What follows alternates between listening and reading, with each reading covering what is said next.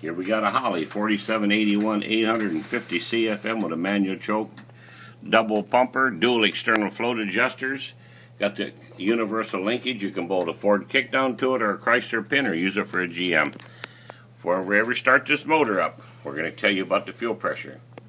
And this is especially for you mechanics who's smarter than us, who builds them every single day and been doing them since 1956. Fuel pressure. You see that right there? 3 pounds. If you got more than 3 pounds, and you don't want to correct it by putting a regulator in there, which you will have no matter what kind of fuel pump you put. You cannot get around it. Don't call us, don't complain when it floods all over the place because of too much fuel pressure. You cannot get a fuel pump. They don't make one that puts out 3 pounds is what you got to have nowadays.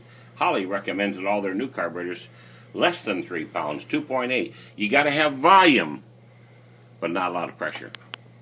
If you're getting a stumbling with your engine, probably timing is too slow from a wore out timing chain.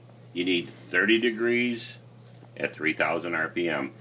Start your motor up, put it at 3,000 on your tach, rotate your distributor till you get 30 degrees with the vacuum advance and everything hooked up.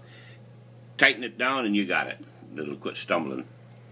But if you try to run this thing more than 3 pounds you might be able to get it with $8 a gallon leaded race gas, but you absolutely will not get away with it with ethanol based or alcohol based gas that you buy at a pump. Here we go. Now when this thing warms up, the computer is calculating over here.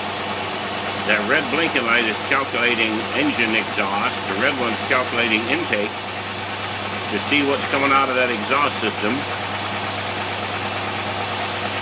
We're looking for a mixture going in about 12 parts of air to 1 part of gas.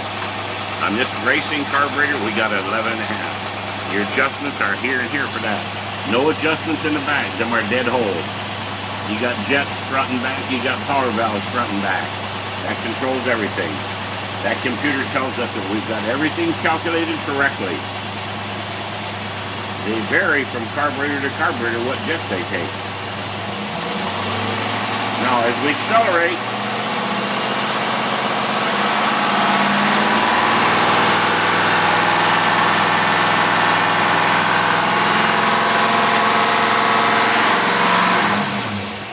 accelerate, on these racing carburetors, the mixture begins to get thinner. On a stock carburetor, it'll go clear over here and it'll thin out by pre-design internally to the atmospheric pressure around it. In this case here, we want these things to run rich to keep these racing motors cool.